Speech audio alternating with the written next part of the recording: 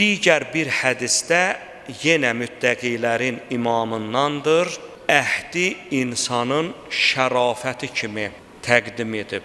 İstəyiriksə ki, Allah yanında, məsumlarımızın yanında, qiyamətin səhnəsində şərəfli bir adla görsənək, İmam əleyhissalam buyurur ki, əhdə vəfalı olmaq şərəfli işlərin ən yaxşısıdır.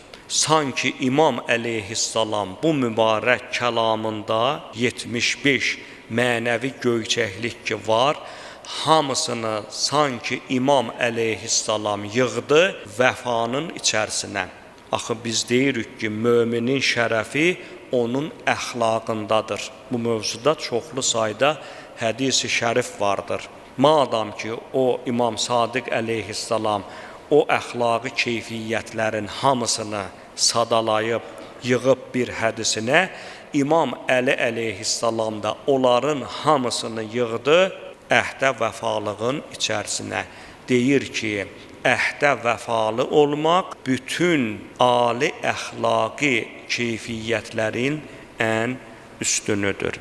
Başqa bir hədisdə İmam Məhəmməd Baqirul Ulum əleyhissalam buyurur ki, əhdə vəfalı olmaq peyğəmbərlərin xüsusiyyətlərindəndir. Yəni, kim istəyirsə ki, özünü peyğəmbərlərə oxşatsın, gərək İmam əleyhissalamın bu hədisindəki tövsiyyəyə ciddi riayət etsin. Həzrət buyurur ki, Allah hansı peyğəmbəri göndəribsə, doğru danışmağı ona əmr edib və qarşı tərəfin əxlaqsız və ya əxlaqlı olmağından asılı olmayaraq əmanəti ona qaytarmasını tövsiyə edibdir.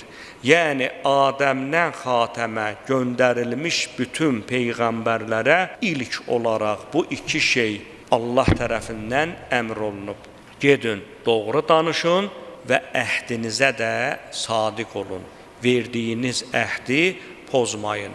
İmam hətta onun facir və ya yaxşı olmağından asılı olmayaraq deyə ifadə buyurmaqla göstərir ki, qarşı tərəfə mütləq şəkildə öz haqqını verməlisən, əmanəti qaytarmalı və əhdini tamamlamalısan.